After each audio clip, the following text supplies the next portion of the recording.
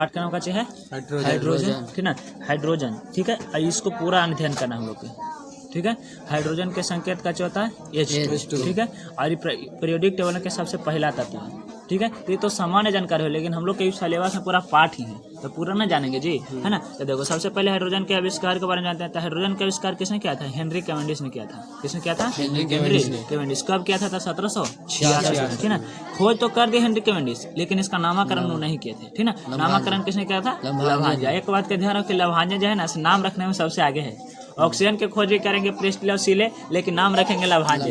ठीक है, यानी कि नामकरण करने में लवहांजा। केमिस्ट्री के पिता लेवेसियर को कहा जाता है। किसको कहा जाता है ना? लेवेसियर को। ठीक है, तो यहाँ पर कहता है कि हाइड्रोजन के खोज किसने किया? हेनरी कैवेंडिश ने किया था। कब किया था? 1766 में। हाइड्रोजन का संकेत क्या होता है? तो H होता है। ठीक ना, H होता है संकेत। ठीक है, H2 कहने का मतलब क्या? हाइड्रोजन गैस बताते हैं। ठीक ना, लेकिन यहाँ पर H कहने का मतलब क्या? हाइड्रोजन तत्व है। क्या है? हाइड्रोजन तत्व। यह एक द्विपरमाणु तत्व है। कैसा तत्व है ना? इसका अणु अर्थात किस में रहेगा? H2 में। ऑक्सीजन भी द्विपरमाणु है ना, लेकिन ओजोन तो ओजोन त्रिपरमाणु है। फास्फोरस तो चतुष्परमाणु है। फास्फोरस का है? चतुष्परमाणु है। फास्फोरस कैसा है? चतुष है। ठीक ना, चतुष कहने का मतलब समझ रहे हैं? चार गो वाला। कौन वाला? 4 गो, यानी कि P4। ठीक ना, लेकिन वही सिलेनियम देखा जाए तो अष्ट है। सल्फर भी अष्ट परमाणु। तो हाइड्रोजन कैसा परमाणु है? द्विपरमाणु। अब द्विपरमाणु इसलिए दो को हम लोग केमिस्ट्री में कहते हैं डाई, है ना। अब H को कहेंगे हाइड्रोजन, इसको का नाम हो जाएगा डाई हाइड्रोजन, इसलिए इसको काची कहते हैं? डाई हाइड्रोजन भी कहते हैं। हाइड्रोजन को डाई हाइड्रोजन कब कहेंगे? जब वो H2 के रूप में रहेगा तब कहेंगे, लेकिन केवल H के रूप में रहेगा तो काची कहेंगे? हाइड्रोजन। ठीक ना, और इसके बारे में आगे आता है कि हाइड्रोजन के स्थान, हाइड्रोजन के स्थान। ठीक है, आवर्त सारणी में हाइड्रोजन का स्थान कहाँ पर है? तो हाइड्रोजन का परमाणु स्थान देखो यहाँ पर क्या चाहिए, इस तरह से कुछ है ना, इस तरह से कुछ इसका आकार है। ठीक ना, यहाँ पर नीचे वाला भाग और नीचे दो भाग। ठीक ना, तो यहाँ पर वाला स्थान किसका है? हाइड्रोजन का। इसमें कुल आवर्तों की संख्या 7, कुल वर्गों की संख्या 18, 16 या 18, है ना। 16 जब लेंगे तो वर्ग 7, 8, 9 एक में आ जाएगा। ठीक ना, 18 तब रेगुलर एक होके लेते चलते हैं। ठीक ना, हाइड्रोजन का स्थान कहाँ पर है? ठीक ना, तो हाइड्रोजन का स्थान आवर्त के एक आवर्त में। कौन आवर्त में? एक आवर्त। ठीक है, हाइड्रोजन के परमाणु संख्या 1 है। हाइड्रोजन का परमाणु संख्या कितना है? एक है। आवर्त सारणी में इसका स्थान अभी अनिर्णित है ना। ऐसे देखा जाए तो रख दिया गया है वर्ग 1 में, वर्ग 1 के, है ना, आवर्त 1 में रख दिया, लेकिन अभी भी इसका स्थान कुछ है विवादित है।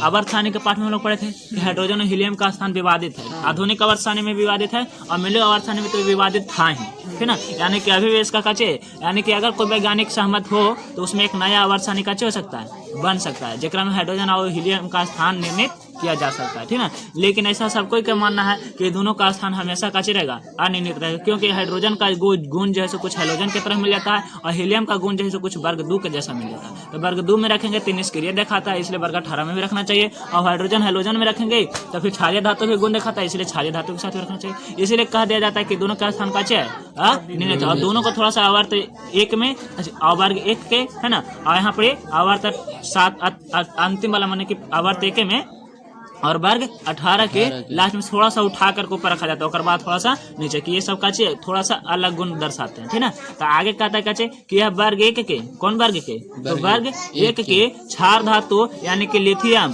सोडियम, पोटेशियम इस सब के साथ रखा गया, तथा 17 से भी कचे करता है, समानता दिखाता है ना। किसके साथ? वर्ग 1 के साथ भी और वर्ग 17 को हेलोजन कहते हैं, हेलोजन के साथ भी समानता दिखाता है, इसलिए इसका स्थान कचे है अनिर्णित है। इसका स्थान कचे है अनिर्णित है। ठीक ना, कर दिया गया है, तो इसे कर दिया गया है ना कि वर्ग 1 के क्षार धातु के साथ रख दिया गया और वर्ग 17 के साथ कच्ची कर दिया, हटा दिया गया। कहीं कहीं, है ना, पुराना वाला स्थान वर्ग 17 के हाइड्रोजन तत्व के ऊपर भी रख दिया जाता है, लेकिन वो मेंडलू के समय में रख देते। वही तो गलती किए थे कि एक तत्व के जगह रख देते, दो जगह रख देते। ठीक ना, और फिर बढ़ते परमाणु भार पर सजाए थे, तो बढ़ते परमाणु भार पर सजाए थे तो पहले होना चाहिए था कि आर्गन, आर्गन के परमाणु संख्या कितना होता है? 40। ठीक ना, आर्गन के परमाणु संख्या, परमाणु भार होता है 40, 18 होता है परमाणु संख्या। ठीक ना, और पोटेशियम का होता है 39। तो पहले सजाना चाहिए था किसको? आर्गन को नहीं, बाद में सजाना चाहिए था 39 वाला पहले, लेकिन पहले सजा दिए थे किसको?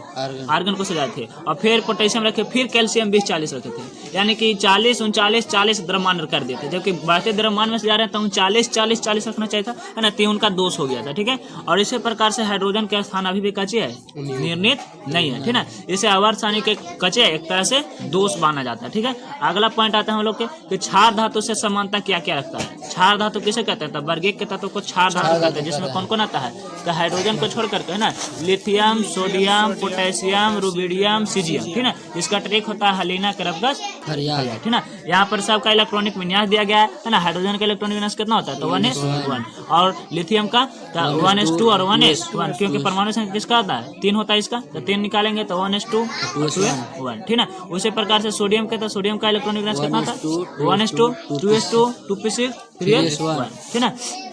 आगे के बात करता था पोटेशियम के, तो पोटेशियम के परमाणु संख्या कितना होता है? 19। इसको 19 करेंगे तो 2 2 4 6 10 10 और 2 12 12 6 18 1 19। तो यहाँ पर गौर से देखा जाए तो पता चल रहा है कि लास्ट में धन है से कितना इलेक्ट्रॉन है? प्लस 1 इलेक्ट्रॉन बच रहा है, ठीक है। एस में 1 एस में 1 एस में 1 एस में 1, ठीक है। यानी कि इसके साथ साथ यही बता रहा है कि लास्ट में कौन कक्षा है। तो देखा जाए तो यहाँ पर कौन सा कक्षा है? 1s1 यानी कि पहला आवर्त के है, ठीक है ना। और इसके लास्ट में देखा जाए तो 2s1 यानी कि दूसरा आवर्त के, और इसके लास्ट में देखा जाए तो 3s1 यानी कि तीसरा आवर्त का, और इसके लास्ट में देखा जाए तो 4s1 यानी कि चौथा आवर्त का, ठीक है। तो आवर्त की संख्या भी बता दे रहा है, और साथ साथ वर्ग भी बता रहा है कि 1 इलेक्ट्रॉन लास्ट में यानी कि पहला वर्ग के तत्व है, ठीक है। यानी कि सब वर्ग 1 के तत्व। अगला बात कहता है कि इनके हाइड्रोजन के क्षार धातु दोनों के संयोजन में सिर्फ कितना इलेक्ट्रॉन है? तो 1 इलेक्ट्रॉन है। कितना इलेक्ट्रॉन है? 1 इलेक्ट्रॉन। तो यानी कि इसके साथ भी रह सकता है, ठीक है।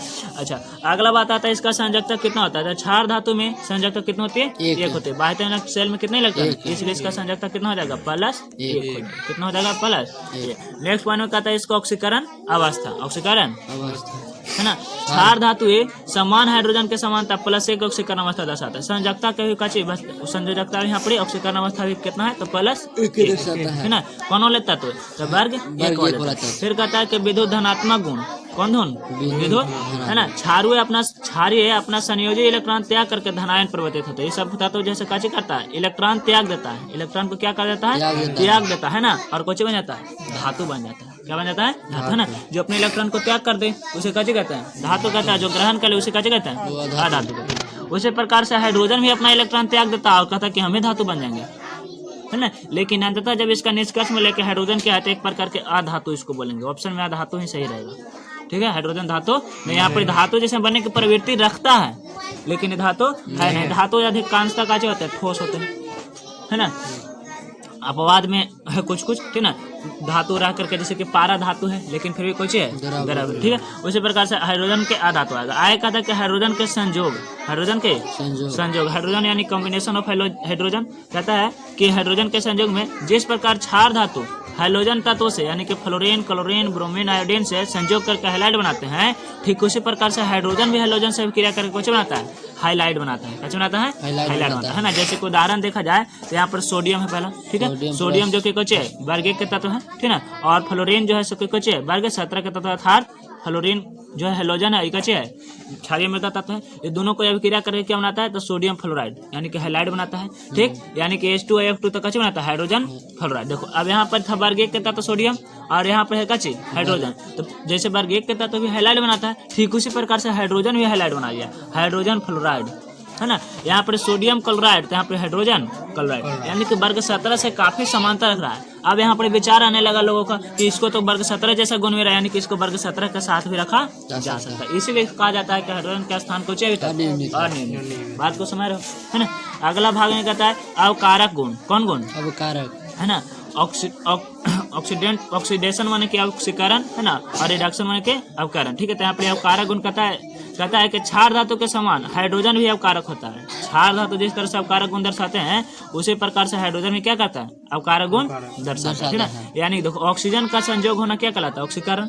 हाइड्रोजन का संयोग होना क्या कहलाता है? अवकरण। हाइड्रोजन का संयोग होना ऑक्सीकरण और हाइड्रोजन का संयोग होना अवकरण, ठीक है। तो यहाँ पे हाइड्रोजन का संयोग होता है इसलिए अवकरण भी कहलाता है। देखो जैसे कि यहाँ पर हाइड्रोजन है, ठीक है, संयोग हुआ और इसमें काची किया धातु को अलग कर दिया, अवकरण के रूप दर्शाया। बिल्कुल सोडियम भी क्षारीय धातु है, यह भी अब उपयुक्त हुआ और इसमें धातु को काची कर दिया, अलग कर दिया। यानी कि जिस तरह से क्षार धातु रिडक्शन का काम करते हैं ठीक उसी प्रकार से हाइड्रोजन भी उसका कची करता है, प्रदर्शन करता है ना। यानी कि बहुत सारे ऐसे गुण हैं जिससे साफ साफ पता चल रहा है कि क्षार धातु के गुण हाइड्रोजन में भी है, ठीक है ना। अगला पॉइंट क्या कहता है कि क्लोराइड का विद्युत अपघटन, किसका? क्लोराइड का, ठीक है। हाइड्रोजन क्लोराइड के जलीय विलयन के वैद्युत अपघटन पर हाइड्रोजन गैस कैथोड पर मुक्त होती है। इसको क्या करते हैं हम लोग?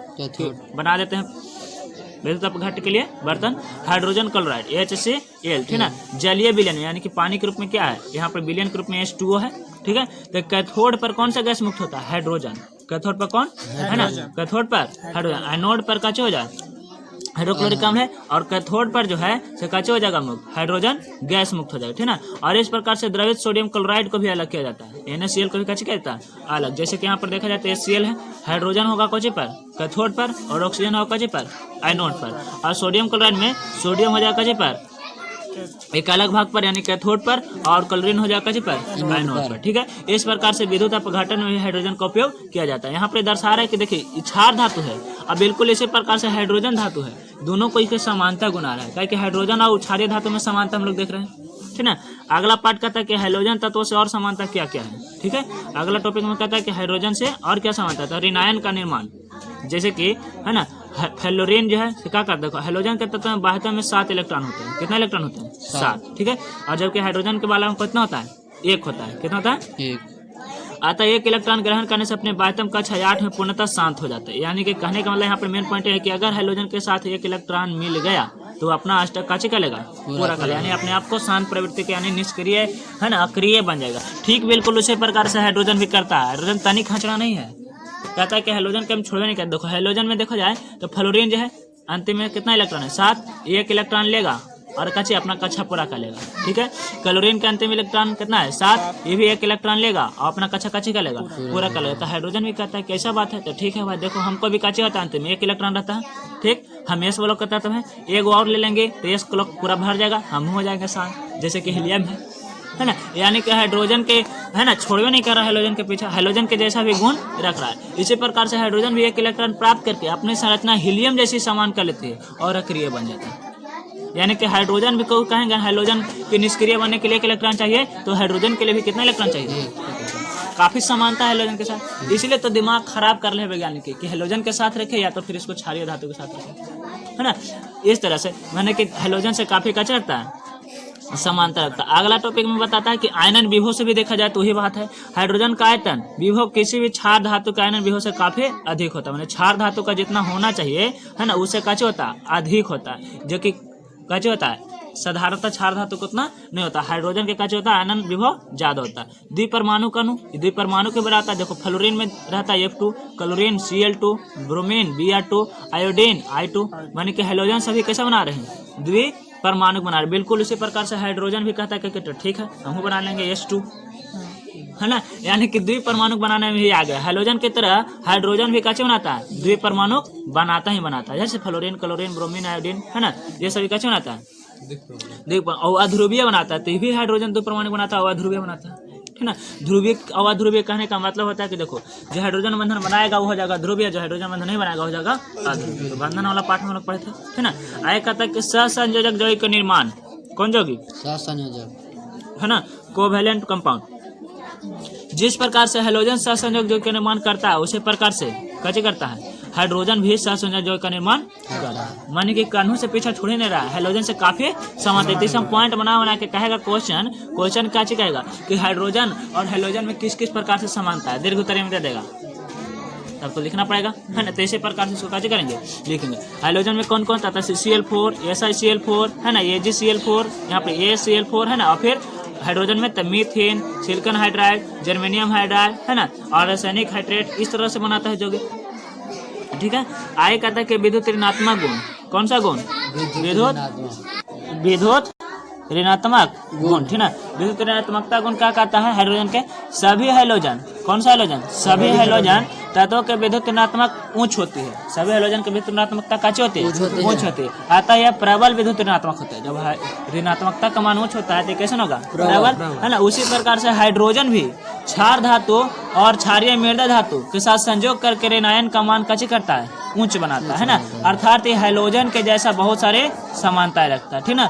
और उसके बाद आता है कौन सा गुण? अधातुई गुण। कौन गुण? अधातुई गुण, ठीक ना। जैसे कि देखा जाए यहाँ पे लिथियम हाइड्रोजन के साथ लिथियम हाइड्राइड बना रहा है, यहाँ पे कैल्शियम हाइड्रोजन के साथ कैल्शियम हाइड्राइड बना रहा है, ठीक ना। इसके बाद आता है कौन सा गुण? अधातुई गुण। कौन गुण? अधातुई गुण। हाइड्रोजन के अधातु के भाग में प्रकृति। क्या कहता है कि अधातुई प्रकृति, ठीक ना। तो हाइड्रोजन के तत्व के जैसा कैसे करता है, अधातु भी है, यानी कि हाइड्रोजन क्या है, अधातु है। अधातु। अंततः हाइड्रोजन के जैसा ही क्या हो गया, व्यवहार हाइड्रोजन करता है। अधातु हो गया, ठीक ना। बहुत उसके ज्यादा समानता का करता है, व्यवहार करता है, ठीक है। अगला भाग में क्या कहता है कि क्षार धातु हाइड्रोजन से विभिन्नता। क्षार धातु और हाइड्रोजन तत्व दोनों में विभिन्नता क्या, अभी समानता जान रहे थे, अब जाने क्या चाहिए विभिन्नता, ठीक है। तो पहला है विद्युत ऋणात्मकता। पहला कौन सा भाग है, विद्युत ऋणात्मकता। हाइड्रोजन क्षार धातु के तुलना में कम विद्युत ऋणात्मक होते हैं, जबकि हाइड्रोजन तत्वों के तुलना में कम विद्युत धनात्मक होते हैं। हाइड्रोजन जो है से कम विद्युत धनात्मक होती है ना। और हाइड्रोजन के तुलना में, किसके तुलना में, हाइड्रोजन की तुलना में क्या हुआ। आगे भाग में क्या कहता है कि इलेक्ट्रॉनिक संरचना। हाइड्रोजन परमाणु के नाभिक में सिर्फ एक प्रोटॉन रहते हैं। हाइड्रोजन में कितने प्रोटॉन रहते हैं, एक प्रोटॉन। जैसे कि केत होता है 1H1, है ना। तो इसका प्रोटॉन कितना, एक। और द्रव्यमान कितना, एक। इसमें न्यूट्रॉन नहीं होता। हाइड्रोजन के मूल परमाणु में न्यूट्रॉन नहीं होता, ठीक है। और इस प्रकार से क्षार धातु हाइड्रोजन के तत्व से काचे है, भिन्न है, ठीक है। और उस समय काचे रहता है, न्यूट्रॉन रहता है। अब कहता है कि हाइड्रोजन की उपस्थिति वायुमंडल में चाहे तो प्रकृति में कहाँ हाइड्रोजन है। हाइड्रोजन और हाइड्रोजन की तुलना अब खत्म। अगला टॉपिक कहता है कि हाइड्रोजन के उपस्थिति, ठीक ना। भाई प्रकृति में हाइड्रोजन सबसे प्रचुर मात्रा में उपलब्ध है। सबसे ज्यादा मात्रा में प्रकृति में कच्चे है हाइड्रोजन। सूरज एवं तारों का यह मुख्य अवयव है। कोई का सूरज एवं तारों का मुख्य अवयव क्या है, हाइड्रोजन। पृथ्वी पर तत्वों में स्थान में तीसरा नंबर पर हाइड्रोजन। सबसे तीसरा नंबर पर कौन है, हाइड्रोजन। मुक्त अवस्था में इसकी अल्प मात्रा वायु में रहती है और फिर ज्वालामुखी से निकलने वाली गैस में भी रहती है, और पृथ्वी पर कच्चे परत पर भी पाए जाते हैं। जबकि संयुक्त अवस्था में यानी कि यौगिक के रूप में समुद्री जल में, है ना। जल में तो समुद्री जल में तो है ही हाइड्रोजन, ठीक है। यानी कि समुद्री जल में सोच लो कितना हाइड्रोजन, इसलिए इसका तीसरा स्थान है। यानी कि इससे भी दो आ गए, ठीक है। इसमें नाइट्रोजन भी हो सकता है।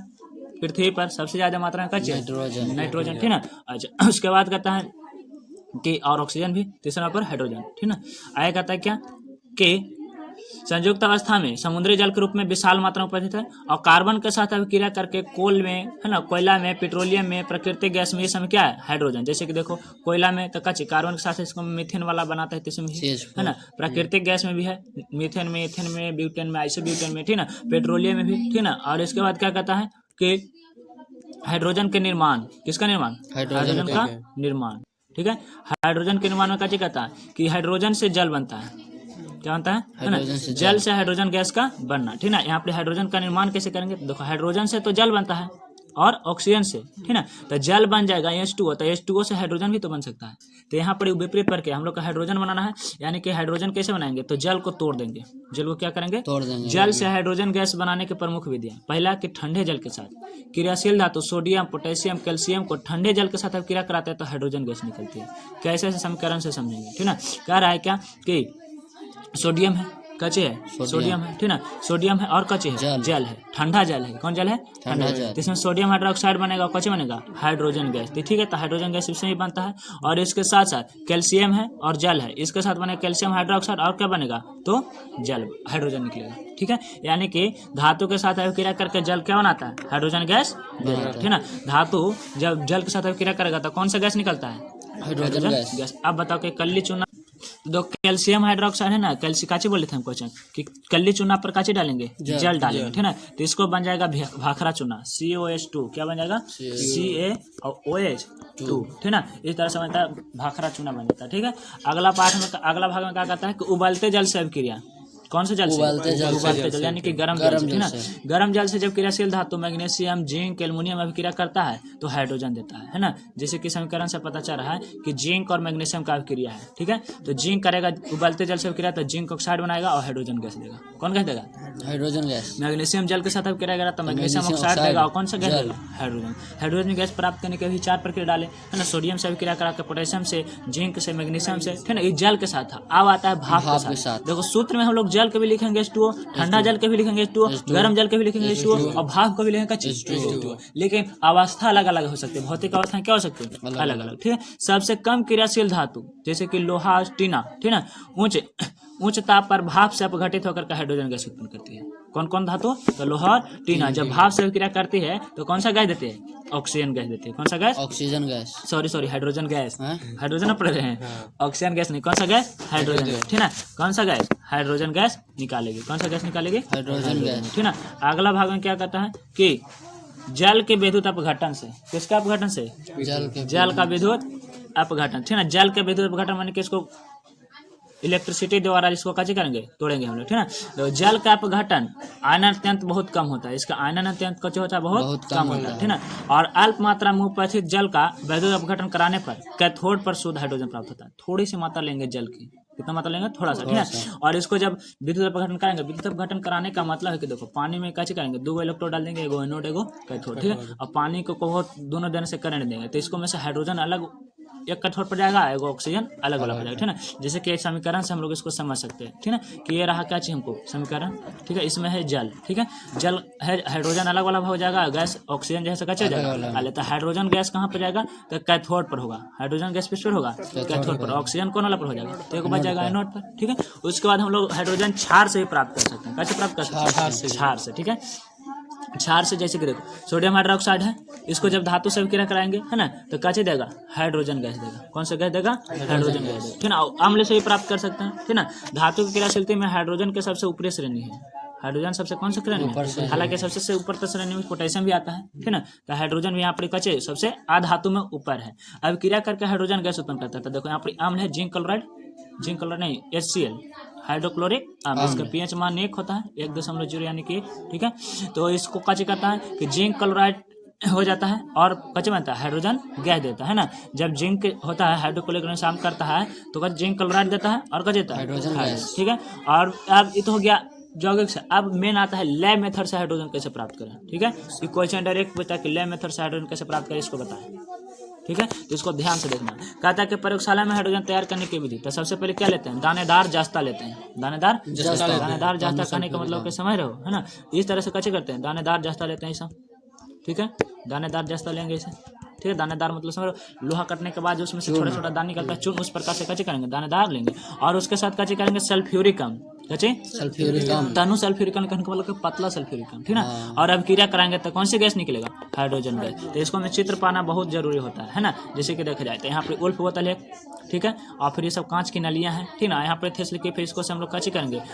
सल्फ्यूरिक अम्ल डालेंगे और जस्ता का चून डालेंगे। यहाँ पर अब क्रिया होगा, अब क्रिया होने के बाद हाइड्रोजन गैस बनेगा। हाइड्रोजन गैस बनेगा तो हल्का रहेगा, तो कहाँ चल जाएगा? जाके बॉक्स के ऊपर वाला पेंदी में कैसे हो जाएगा? जमा हो जाएगा, ठीक ना। इसलिए उल्टा बोतल रखते हैं हम लोग, उल्टा, ठीक है। इस चित्र को याद रखेंगे ध्यान में। और इसका विधि का चर्चा करेंगे। कैसे चर्चा करेंगे? विधि की, ठीक है। कैसे लिखेंगे कि एक उल्फ बोतल, थोड़ा दानेदार जस्ता का टुकड़ा, और इस बोतल को थिस्ल फेनेल से निकास नली द्वारा लगा देती है और इसको पाइप से कैसे कर देता है? कह दे देता है। और ऊपर थिस्ल किप की सहायता से क्या करते हैं? तो दानेदार जस्ता गिराते हैं और फिर थोड़ा थोड़ा सल्फ्यूरिक अम्ल गिराते हैं, जिससे अभी क्रिया होती है फदफदाहट के साथ और हाइड्रोजन गैस निकलने लगती है, जिसे हमें अधोमुखी विस्थापन द्वारा एक गैस पात्र में जमा होता है। ये जो इस तरह से गैस रखा जाता है ना, इसको अधोमुखी गैस कहते हैं। अधोमुखी गैस जमा, ठीक ना। यानी कि पेंदी को ऊपर रख देंगे, ठीक ना। जा करके कहाँ हो जाएगा? ऊपर में जमा हो जाएगा। ये कौन गैस रहेगा? Hydrogen gas. कौन गैस? हाइड्रोजन। इसको मैं देखो प्रयोग करते समय सावधानी रखना बहुत जरूरी है, ठीक है। पहले आता है कि हाइड्रोजन गैस बनाने के शुद्ध जस्ता का इस्तेमाल नहीं किया जाता है। शुद्ध जस्ता की जरूरत नहीं है ना। इस सब क्रिया में शांत रेस्टियोसफर का इस्तेमाल नहीं किया। शांत रेस्टियोसफर थोड़ा सा खतरनाक होता है, अगर कहीं हाथ ऊपर गिर जाएगा। ग्लव्स वगैरह, चश्मा वगैरह, इस सब का ध्यान रखना भी बहुत जरूरी है ना। हालांकि हम लोग के कॉलेज में प्रैक्टिकल की सुविधा कुछ बहुत कम है ना। शायद परख नली देखेला मिल जाए, वही बड़ी किस्मत है कि नहीं। आए कहता है कि हाइड्रोजन गैस का औद्योगिक उत्पादन, फैक्ट्री में इसका उत्पादन कैसे करते हैं, ठीक है। ये सब तो प्रयोगशाला में, तो प्रयोगशाला थोड़ा सा मात्रा में हुआ, है ना। व्यापारिक विधि से मतलब कि ज्यादा मात्रा में उपयोग चाहिए, इसके लिए कैसे करेंगे? तो कोक एवं भाप को, कोक एवं भाप को, है ना। जब 998 डिग्री सेल्सियस यानी कि 1271 केल्विन पर लाल तप्त कोक को अति तप्त भाप के ऊपर प्रवाहित किया जाता है तो कार्बन मोनोऑक्साइड गैस और कौन गैस? हाइड्रोजन गैस प्राप्त होता है। अर्थात देखो ये कोक है, कार्बन रहेगा उसमें। कोक किसको कहते हैं, है ना। देखो कोयला के जला हुआ भाग रहता ना, उसके बाद बताओ उसको कोक कहते हैं। और जबकि लकड़ी के जला हुआ भाग जो रहता है उसको कैसे रहता है? चारकोल कहते हैं, ठीक है। तो कोक के कच्चे कैसे करेंगे? पानी डाल देंगे उस पर तो कार्बन मोनोऑक्साइड और हाइड्रोजन गैस, ठीक है। एक साथ तो कच्चे इसको जल गैस भी कहते हैं। इसको कौन गैस कहते हैं? जल गैस, ठीक है। जल गैस से हाइड्रोजन गैस दो विधि द्वारा अलग की जाती है। एक नाम कार्बन मोनोऑक्साइड है, तो हाइड्रोजन निकालना हम लोग को, तो इसको अलग करेंगे। तो पहला है द्रव्य विभाजन, है ना। द्रव्य विभाजन। और फिर दूसरा का चीज है कि बोस विधि द्वारा। तो द्रव्य विभाजन में का चीज कहता है उच्च दाब पर जल गैस को ठंडा करने पर कार्बन मोनोऑक्साइड है ना द्रवीभूत हो जाती है, पानी में बदल जाती है, जबकि हाइड्रोजन गैस पानी में नहीं बदलता है, ठीक ना। और हाइड्रोजन गैस का चीज होता है अलग हो जाता है। ये है पहला विधि जिसको कची कहते हैं द्रव्य विभाजन, ठीक है। दूसरा का है बोस विधि। बोस विधि में क्या होता है कि जल गैस को उसके आयतन के दोगुना भाग पानी मिला भाप मिलाकर दोगुना गुना कची मिलते हैं भाप मिलाते हैं और उससे गर्म करते हैं। किस उत्प्रेरक उपस्थिति में Fe2O3 plus Cr2O3 ferric oxide और क्रोमियम ऑक्साइड, ठीक ना। और इसके ऊपर क्या करते हैं उत्प्रेरक को भी प्रवाहित करते हैं, जैसे कार्बन डाइऑक्साइड बन जाता है, हाइड्रोजन गैस बन जाता है। ये कार्बन मोनोऑक्साइड है और हाइड्रोजन था, एक में और भाप ऊपर से डालते हैं, कैसे डालते हैं भाप। तो कार्बन मोनोऑक्साइड कार्बन डाइऑक्साइड बन करके है ना हल्का गैस होता है बाहर निकल जाता है, हाइड्रोजन बच जाता है, जिससे हम लोग हाइड्रोजन अलग करते हैं। ये किसका विधि हो गया बोस विधि, ठीक ना। और एक द्रव्य विभाजन विधि, जिसको जो अच्छा लगता है उस विधि से क्या करता है व्यापारिक विधि में उपयोग करता है।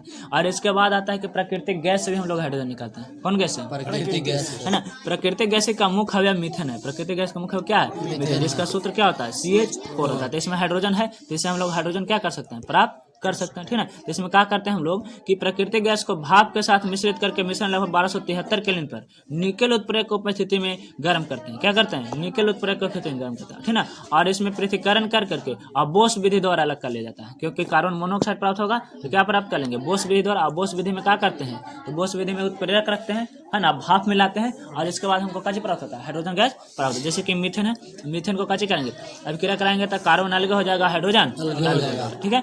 अब आता है इसका कि हाइड्रोजन के गुण, किसका गुण हाइड्रोजन के, ठीक है।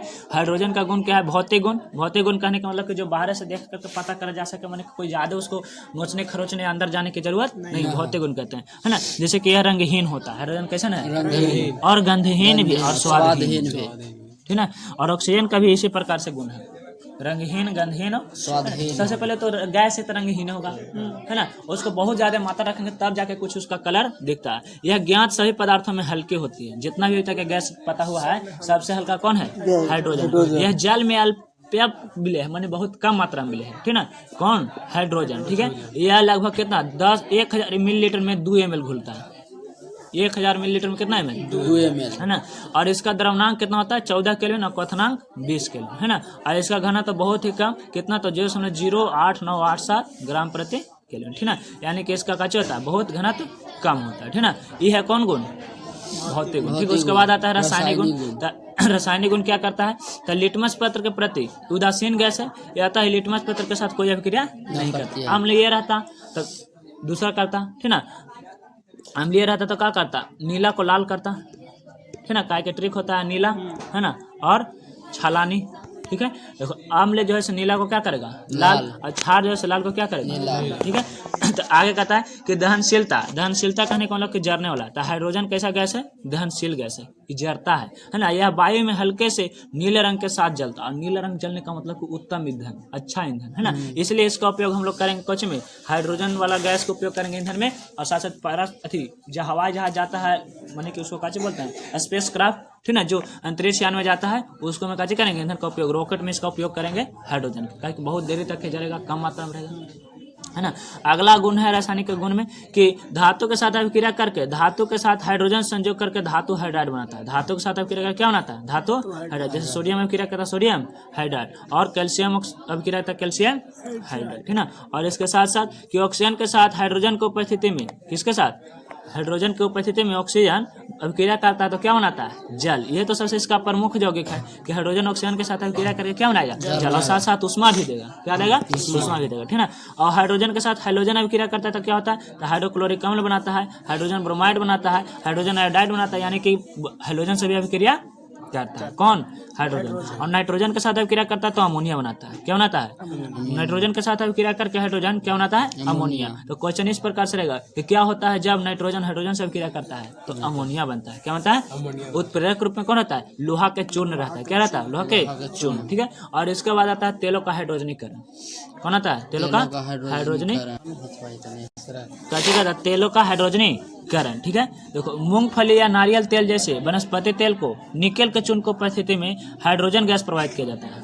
कोची की उपस्थिति में, निकेल की उपस्थिति में हाइड्रोजन गैस डाला जाता है। किसके किसके ऊपर? मूंगफली तेल और फिर है ना नारियल तेल, ठीक है, नारियल तेल माने कि वनस्पति तेल जो भी हो सके, डालडा के ऊपर भी, ठीक है, तो उसको हाइड्रोजनीकरण कहते हैं। इसको कैसे कहते हैं? तेलों का हाइड्रोजनीकरण। इसमें क्या होता है कि तेल ठोस वसा के रूप में परिवर्तित हो जाता है। डालडा जो है ना रिफाइन का हाइड्रोजनीकरण किया हुआ, रिफाइन लिक्विड फॉर्म में, तेल जैसे डालडा जैसे कच्चे है जमा हुआ, ठीक है, यानी कि उसको कच्चे करता है, ठोस रूप में, ठोस वसा के रूप में बदल जाता है, और यह प्रक्रिया तेल का हाइड्रोजनीकरण कहलाती है। कच्चे कहलाते हैं तेल का हाइड्रोजन। इस प्रकार से प्राप्त ठोस वनस्पति घी कहलाते हैं। क्या कहलाते हैं? वनस्पति घी, है ना। पहले डालडा था उस पर साफा लिखा रहता था वनस्पति घी, हाँ और सबको सोचते हैं तो घी है, घी नहीं डालडा है, ठीक है, उसमें हाइड्रोजनीकरण किया हुआ उसका। क्या चुका है? तो कोई खाए वाला तेल है, ठीक है, नारियल का तेल हो चाहे तो फिर सरसों का तेल हो, उसको कच्चे कर देंगे, हाइड्रोजन से गैस डालेंगे, कच्चे की उपस्थिति में, तो निकल के उपस्थिति में, किसकी उपस्थिति में? निकल के, तो कच्चे रूप में जम जाएगा, ठोस के रूप में जम जाएगा, ठीक है, और उसको हो जाएगा वसा, ठीक है, तो खाद वसा वनस्पति घी कहलाएगा। इसके बाद इसका उपयोग कैसे में? ईंधन के रूप में, किसके रूप में है ना, हाइड्रोजन का उपयोग कैसे के रूप में? ईंधन। आज विश्व की अर्थव्यवस्था जीवाश्म ईंधन पर निर्भर है, कोयला पर, पेट्रोलियम पर, प्राकृतिक गैस पर, सीएनजी आ गया जब से, तो पूरा ईंधन है ना। पेट्रोल टंकी पर जितना पेट्रोल लेने वाले की भीड़ नहीं रहता, तो सीएनजी गैस वाला का रहता है, 4 बजे से भीड़ लगा रहता था। इसमें समय लगता है, कंप्रेस्ड गैस भराने में टाइम लगता है उसी वजह से, किंतु इनका भंडार तेजी से घट रहा है। किसका? है ना, ईंधन का, कोयला पेट्रोलियम का, है ना, इसलिए इसकी पूर्ति तत्काल संभव नहीं है, क्योंकि नवीकरणीय ऊर्जा का जरूरत है, तो हाल ही पूर्ति नहीं होगा। तो हम लोग ऐसा कहते हैं कि हाइड्रोजन जो है ना भविष्य के ईंधन है। किसका ईंधन है? भविष्य का ईंधन। यहाँ तक कोई दिक्कत है ना। और इसके बाद आता है